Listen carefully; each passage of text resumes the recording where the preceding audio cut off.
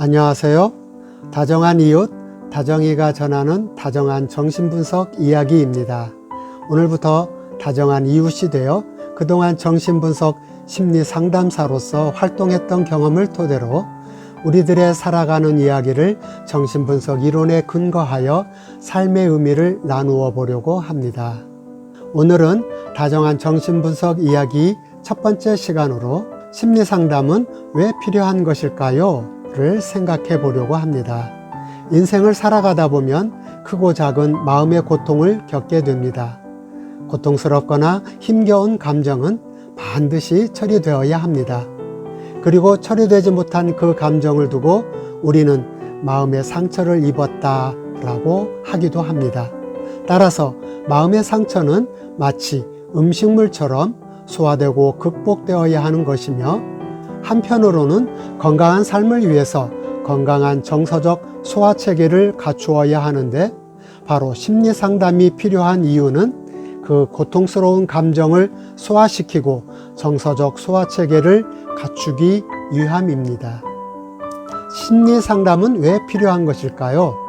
소화되지 않은 마음의 상처는 인생을 살아가면서 불행의 경험을 계속해서 반복시키기 때문입니다. 마치 악성 바이러스가 내 몸에 숨겨져 있다가 면역체계가 약해지면 숨어있던 바이러스가 증상으로 표출되어 나타나듯이, 해결되지 않은 마음의 상처는 세상을 살아가면서 지속적으로 아픔이 재경험되기 때문입니다. 자라보고 놀란 가슴, 소뚜껑 보고 놀란다 라는 속담처럼 소뚜껑이 앞에 나타날 때마다 놀란 가슴이 되어 고통으로 경험되기 때문입니다. 따라서 인간의 삶을 불행으로 이끌어가는 마음의 상처는 반드시 극복되어야 하며, 심리상담은 바로 이 불행의 연결고리를 끊고 극복하여 행복한 삶으로 나아가기 위함입니다. 또 심리상담은 왜 필요한 것일까요?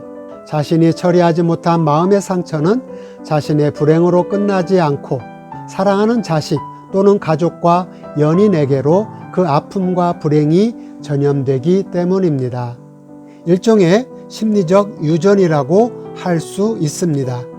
가정폭력을 경험한 아이들이 나중에 성인이 되어 가정폭력의 주범이 되는 것처럼, 알코올 중독 가족의 자녀들이 성인이 되었을 때 알코올 중독 위험에 쉽게 빠지게 되는 것처럼, 건강하지 못한 모습이 대물림되는 것에서 그 예를 찾아볼 수 있습니다.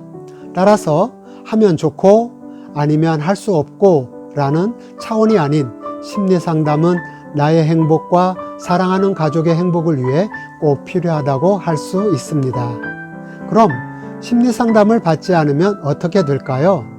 소화되고 처리되지 못한 감정들은 강하고 폭발적인 에너지를 갖고 있기 때문에 쉽게 사라지지 않고 나의 내면 세계에 남아있으면서, 즉 악성 바이러스처럼 또는 암세포와 같은 종양이 되어 정서를 다룰 수 있는 정신 기능을 손상시키거나 인간관계의 기능을 파괴시켜 건강한 사회생활을 할 수 없도록 만들어 갑니다.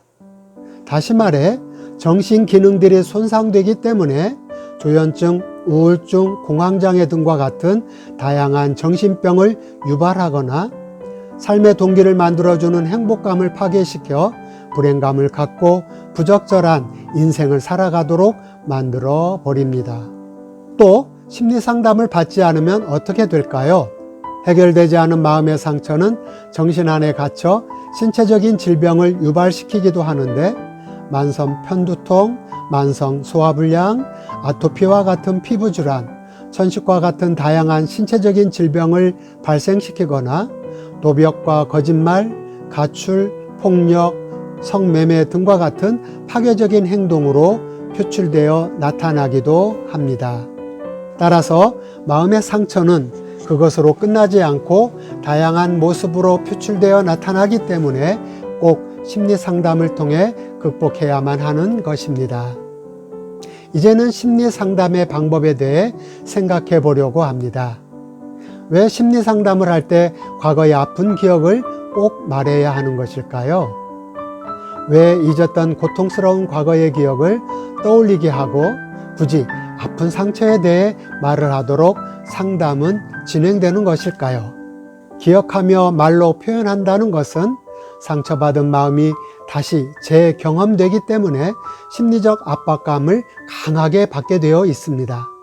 바로 이것을 활용하는 것입니다. 백신을 통해 악성 바이러스에 대한 면역 체계를 확립하는 것처럼 상처가 되었던 그 정서적 경험을 재경험함으로써 정서를 다룰 수 있는 기능을 발달시키는 것입니다. 즉, 고통스러운 감정을 견딜 수 있는 정서적 면역 체계를 확립하기 위함입니다. 그동안 무서워서, 힘들어서, 고통스러워서 피하기만 했던 감정의 세계를 공감과 이해를 제공하는 심리 상담자의 도움을 통해 면역성을 기르기 위한 심리적인 훈련의 과정이라고 할 수 있습니다. 그리고 무엇보다 중요한 것은 감당할 수 없는 마음의 충격은 정신을 파편화시켜 정신 기능을 손상시킵니다. 교통사고를 통해 몸이 부서지듯이 악성 바이러스가 심폐 기능을 파괴시키는 것과 같습니다. 또 악성 바이러스가 연약한 신체의 한 부분에 숨겨지듯이 아픈 경험은 정신으로 조직화, 즉 통합되지 못하고 억압되어 연약한 정신 구조에 저장되어 버립니다. 때문에 정신적 신진대사, 즉 정신과정을 통한 이해와 공감을 통해 처리되지 못한 마음의 상처는 연약한 정신구조 안에 숨겨진 채 정신 기능을 파괴 또는 마비시켜 신체적 질병이나 문제행동으로 다양한 정신병리로 표출되어 나타나게 되는 것입니다. 따라서 말로 자신의 아픈 경험을 설명하고 이해받는 것은 손상된 정신 기능을 회복하고 언어적 의사소통을 통해 억압되어 있었던 상처를 정신적으로 처리하는 과정이라고 할 수 있습니다. 다시 말해 언어적 의사소통은 정신적 신진대사 과정이며 파편화된 경험들을 이해라는 통합의 과정을 통해 정신구조와 기능을 다시 온전하게 회복해 가는 과정이라고 할 수 있습니다. 그리고 말로 표현하는 것이 중요하다는 또 하나는 경험을 말로 표현하는 과정에서 주관적 감정세계에 빠지지 않고 자신의 감정세계를 객관적으로 볼 수 있는 기회를 갖게 된다는 사실입니다. 대상과 함께 자신의 경험을 나누는 과정에서 신체적 또는 행동적으로 처리되었던 마음의 상처를 말로 표현하게 되면서부터 정신 과정을 거치는 것이기 때문에 주관적 경험에서의 정신적 충격은 관계 안에서 객관적 이해의 영역으로 옮겨지게 되고 이를 통해 자신을 성찰하며 자신의 감정을 다룰 수 있는 능력을 발달시키게 되는 것입니다. 따라서 자신의 정서적인 세계를 말로 표현한다는 것은 매우 중요한 것입니다. 그러나 아픈 기억을 떠올리며 다시 그 경험의 세계를 갖는 것은 너무 큰 고통이 따르기 때문에 심리 상담에 대한 저항이 발생되는 위험 부담을 갖고 있습니다.